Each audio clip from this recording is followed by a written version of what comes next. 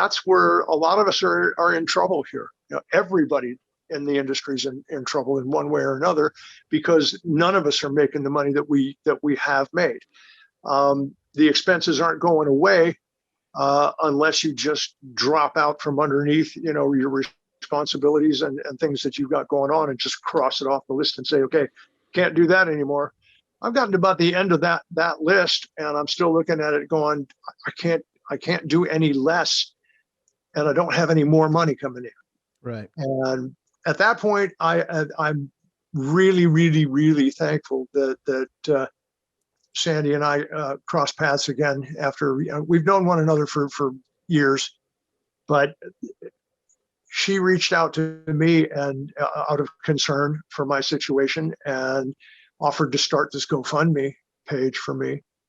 And I had a really tough time with the idea. I was just going to ask you, like, how does that feel? Obviously on one hand, I'm sure it's like, oh man, this is great. So sweet, so kind of somebody. It is, but it's absolutely. But you look at crew members are not notorious for asking for help, right? It's a lot of like, just grin and bear it, muscle it out. I can do this on my own. If I'm going to ask for help, I sure as shit I'm not going to post it on all over the interweb, right? Then I'm in trouble. Yeah. Even if everybody else is in trouble, I'm not going to be the one that's going to be like, hey man, Well, I was absolutely exactly that guy. Yeah. And I thought to myself, okay, I don't have many choices, first off. And then when the GoFundMe started to bring in a few dollars, I thought, you know what? I can't argue with results here. But I thought further than that. I thought, with all of the planning that I've done and all of the investment and time and effort that I've done over the years to create some place to come home to, and now I find myself in a situation where I'm staring down the barrel of losing my house.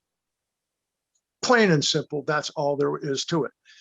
And I look at it and I think, you know what? If this could happen to me, it's undoubtedly happening to everybody like me.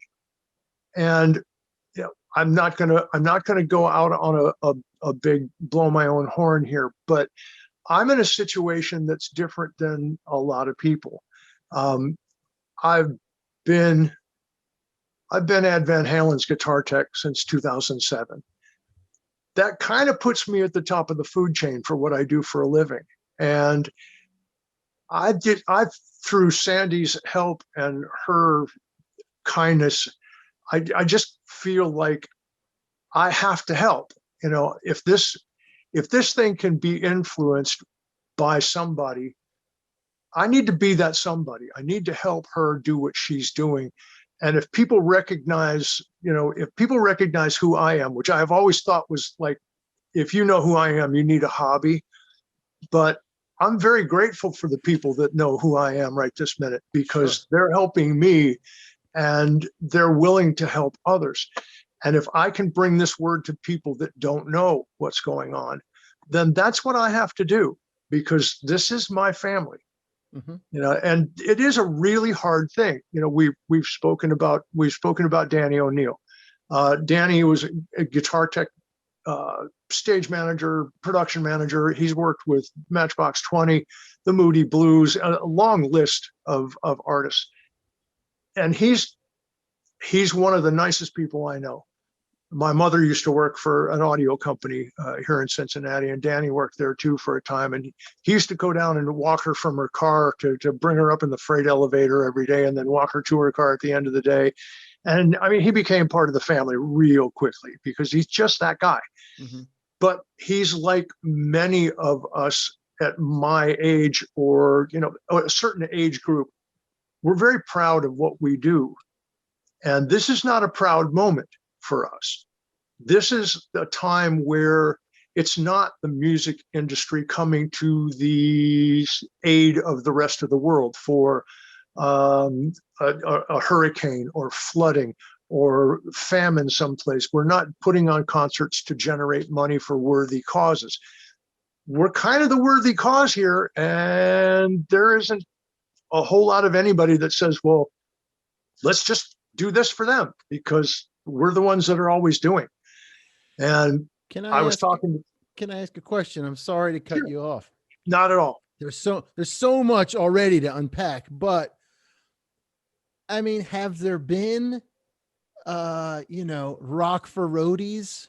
Has there been the Rock for Roadies concert or the fucking incredible star-studded album, right? By every artist you'd ever want to hear, putting out some amazing song, and all those proceeds go to roadie care or, pick the list. I mean, I know that some crews have done some great things for some artists and groups have done some great things for their crews, but on a larger scale, aside from these funnels, like Music Cares and you guys, has there been, I don't think there has. So I guess it's part of a rhetorical question. I don't feel like I've heard of anything. What's up with that? Where's the Live Aid for fucking roadies? Yeah. Well, first off, you have to be allowed to. Yeah. Be allowed to. Right. Well, we are in a pandemic. Oh, well, yeah, but there's been a lot of live stream things that artists have done. I mean, there's ways to do something, And we can't speak for every artist out there. Mm-hmm.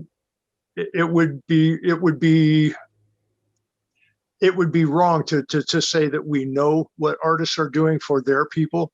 Mm-hmm. This past week, or the past couple of weeks, I have been contacted by a couple of artists that I work for.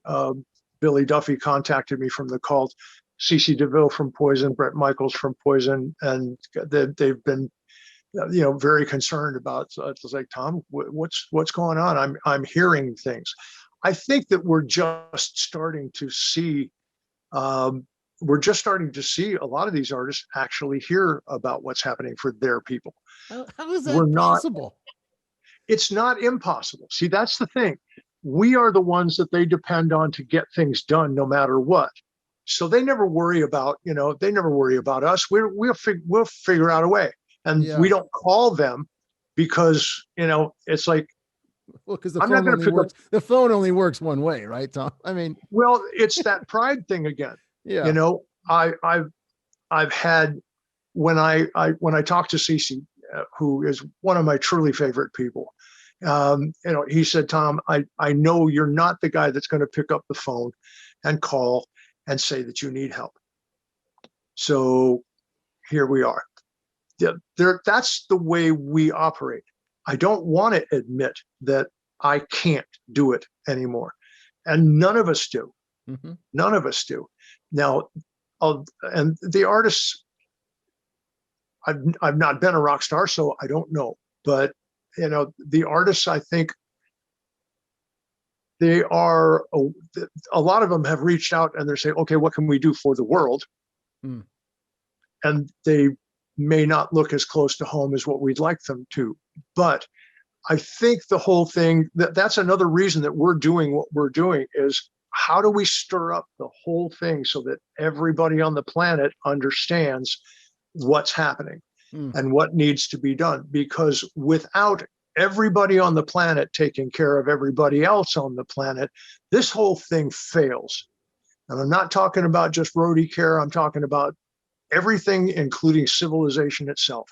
Unless we get back to a square one where humanity is responsible for humanity, everyone loses.